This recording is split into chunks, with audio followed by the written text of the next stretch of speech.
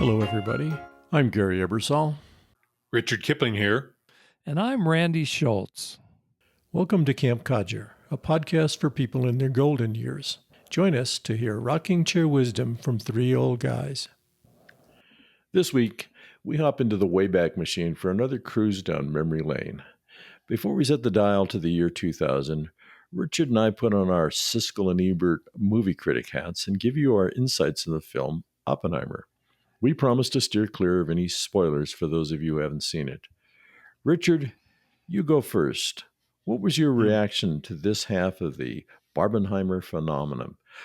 By the way, for those of you who don't know what Barbenheimer is, it's a portmanteau of the titles of the movies Barbie and Oppenheimer.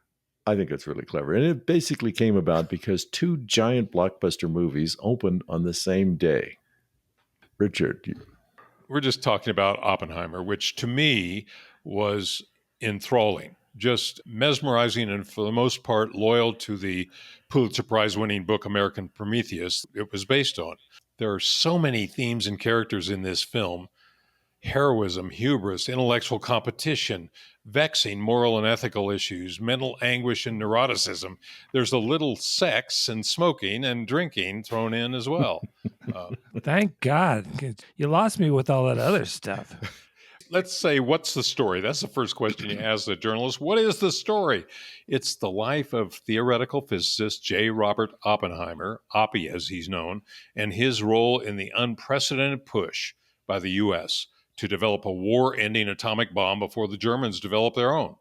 You think of it, assembling 2, 3, 4 dozen of the world's leading physicists, plopping them on a remote plateau high in the mountains of New Mexico, and getting them to work together for 3+ years to build this device. Wow.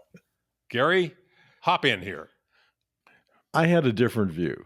I thought it was an interesting movie, good acting, really good acting, I think. Nice set and setting. The script didn't really excite me. It was true to the book, but it just didn't move me as much as it did Richard.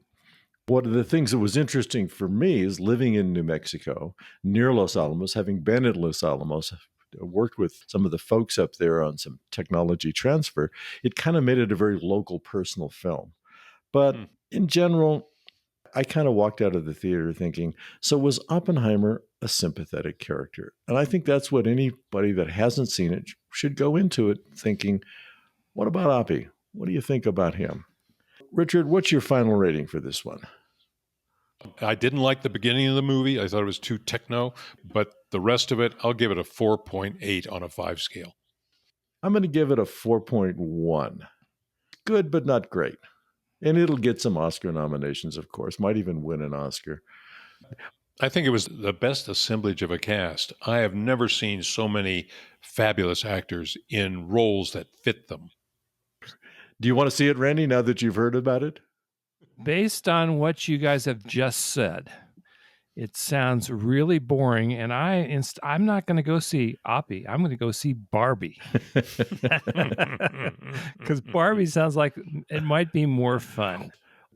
I would watch Oppenheimer when it comes to streaming, because then you can pause it or fast forward, and you can also take a bathroom break. It's 3 hours.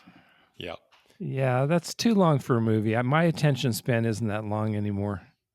So, for you listeners, have you joined the lines to watch Oppenheimer, loved it, hated it, or just meh?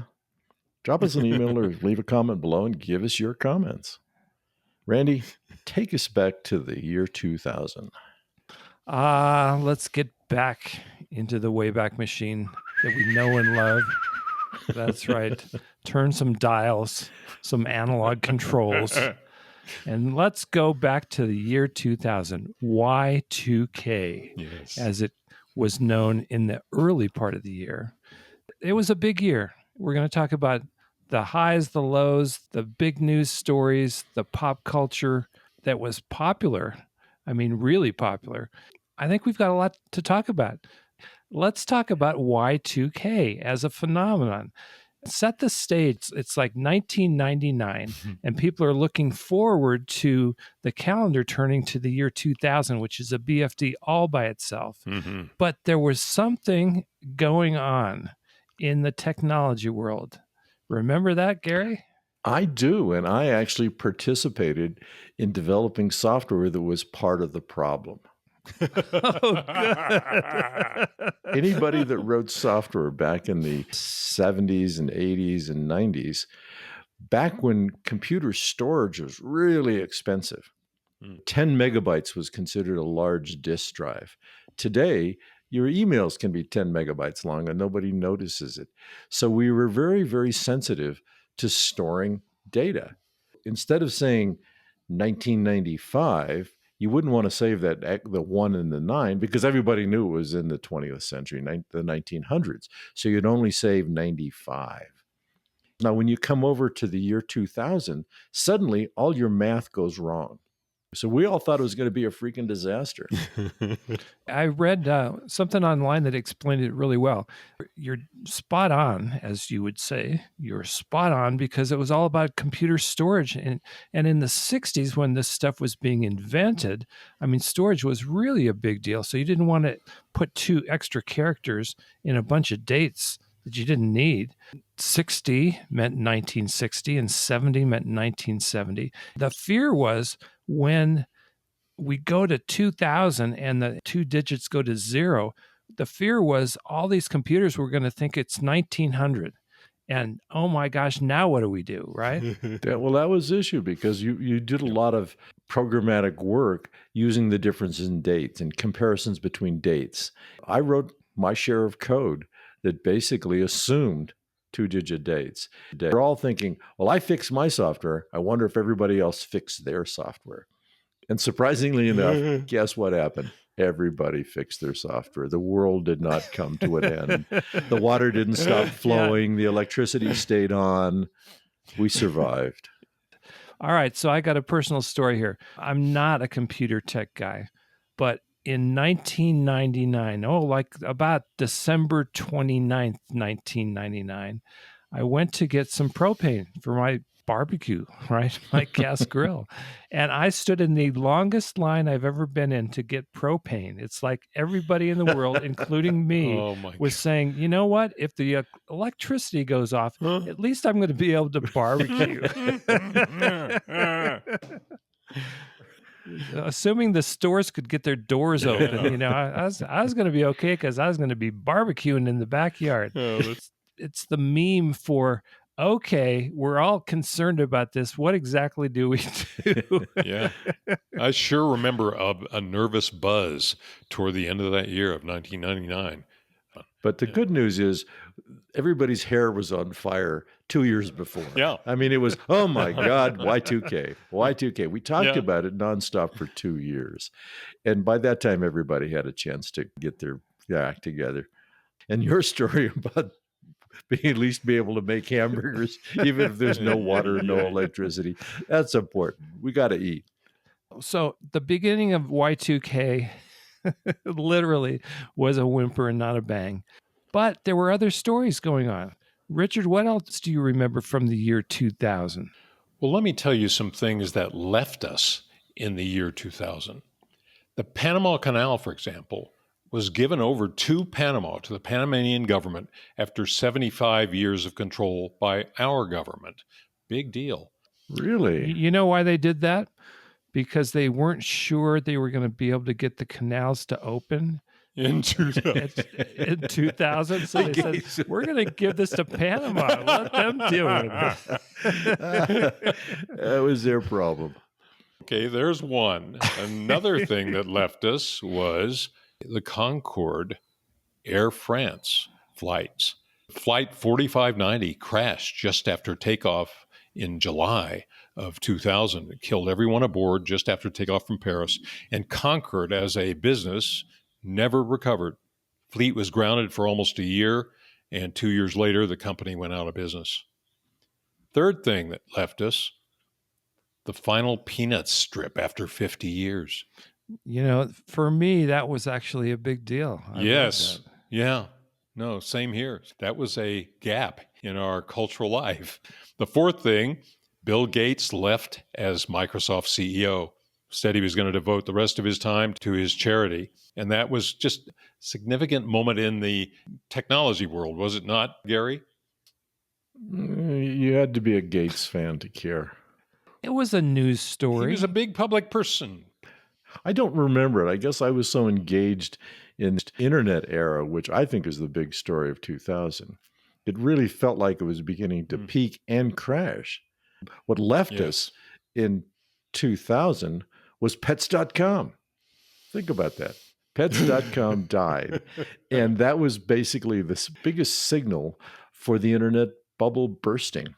And that's what happened in 2000 is the bubble burst in March.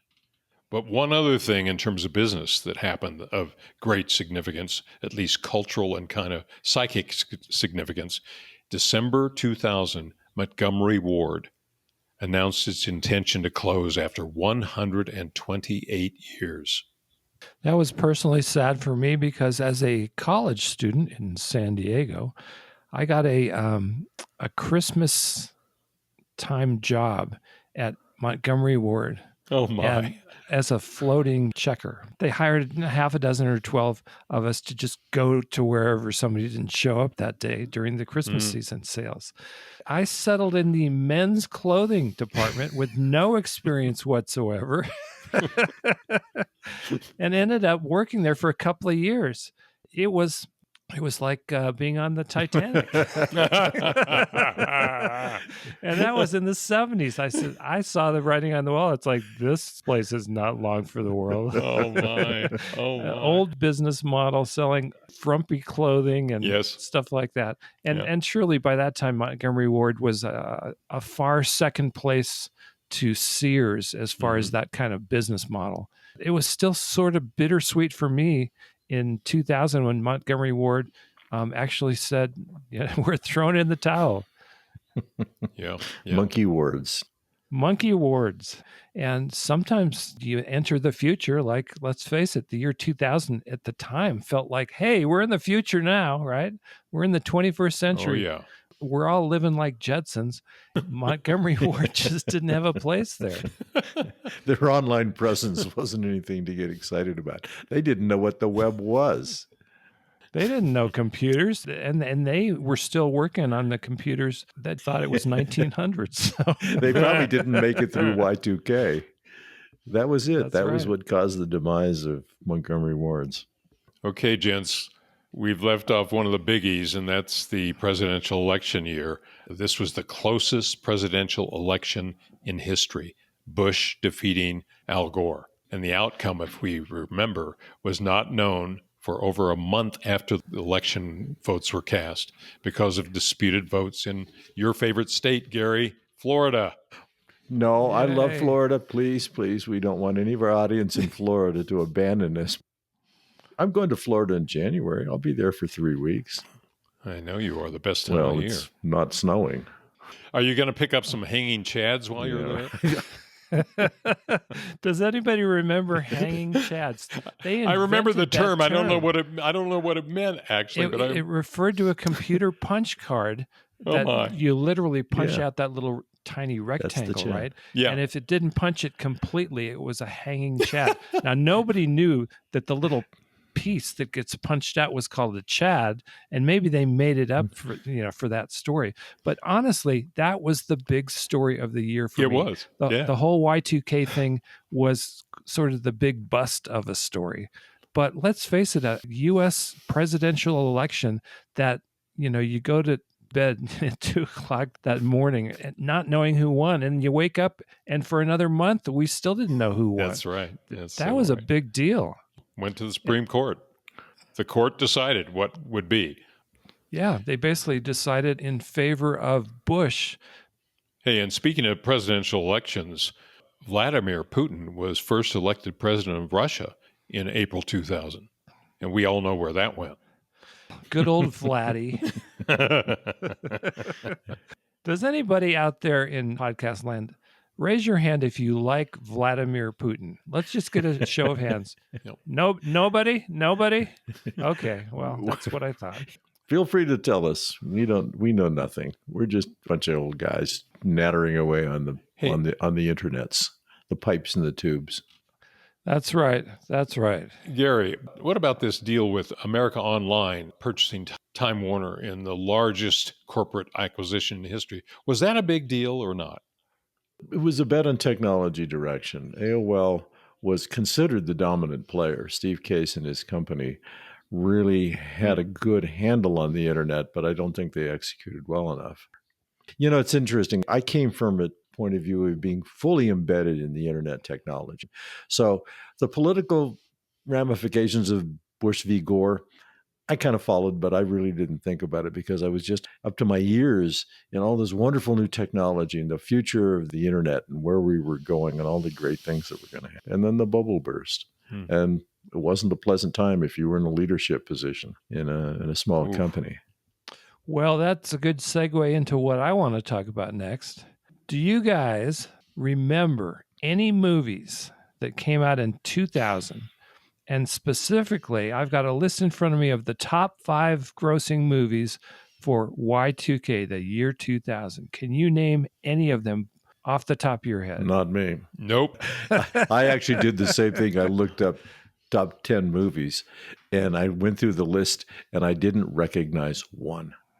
Okay, you have to at least know about the number one movie from that year, How the Grinch Stole Christmas, an animated movie based on the Dr. Seuss book, was the number one grossing movie of the year, came out in November.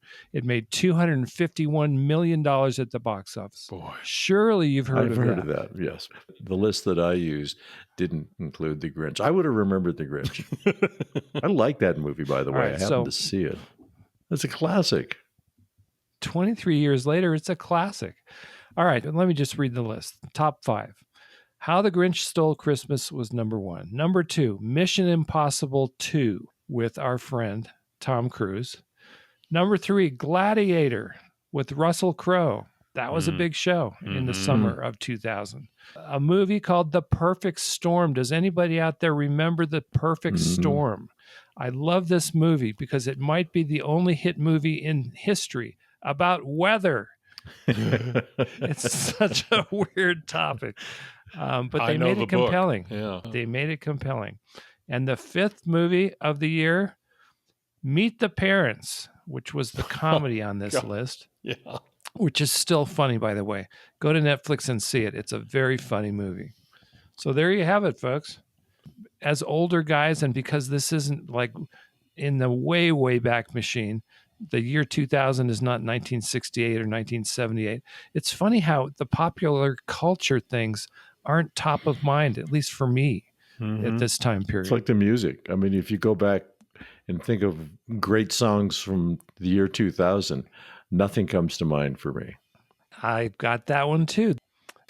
Well, guys, I'll bet you can't name the number one best-selling album from the year 2000. I'm going to give you a hint. I'm going to give you the album title. You give me the artist. Are you guys ready?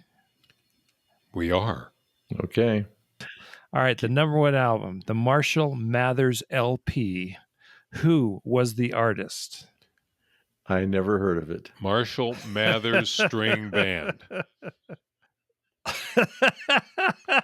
I love Richard's answer. It's not right, but just to put this in perspective, right? Now, we're 3 old guys. In the year 2000, we were older, but not senior citizens. But clearly, we were out of the loop for pop culture. This album has sold 32 million copies. The artist is Eminem. Who is the most famous, the most famous white rapper. And none of us know this album. That puts it in perspective. Now, the complete dichotomy is the number 2 selling album from the year 2000 is by the Beatles when they did a collection of all their number 1 hit singles, which is also in the ensuing years sold 32 million copies. So this is the schizophrenia of pop music. There's a bunch of rappers on this. There's Britney Spears on this list. There's a rap rock band named Linkin Park, which you guys probably never heard of. Never heard. Pop culture is clearly not in our wheelhouse in the year 2000. I think that's just fascinating. It is. I was in my 50s. I should have been still plugged in to some extent. No, we froze culturally in 1970. I remember the 80s, but the year 2000, man, I wasn't buying albums anymore. I was going retro. I actually went back and started listening to country music in the year 2000, digging back into the archives of Hank Williams and some of the great old singers. Well, Randy wasn't buying albums. Let's talk about things that we were buying in the year 2000. How about this one? The average cost of a new house in America was $134,150. Think about that. I'll buy that house right now. Sight unseen. And you know what? You could afford to buy that house because your average income that year was $40,343. It was a third of what it cost to buy a house. And now it's a tenth of what it cost. How about the cost of a gallon of gas? $1.26. I'll fill up my tank at that price right now. And a dozen eggs, 89 cents. Oh, boy. The one thing that's odd to me is that the average cost of a new car in the year 2000 was $24,750. That seems like a lot of money. Yeah, for back then, it does. It really does. I mean, check your sources. Check his sources. Why my sources? The internet. Well, it's got to be right then. It's got to be. It is right. Correct. It's so right. It's so right. I'll bet that's so wrong. No, Yeah. I think that sounds right. Richard is our number one source. I mean, I trust whatever Richard says. So it costs a ton to buy the car, but it doesn't cost you anything to run it because the gallon of gas is only $1.26. Well, guys, I don't know if there are any other big stories from the year 2000. Do we have any more we haven't covered? When you look back, I'm thinking, God, that's a year that had no really serious memories.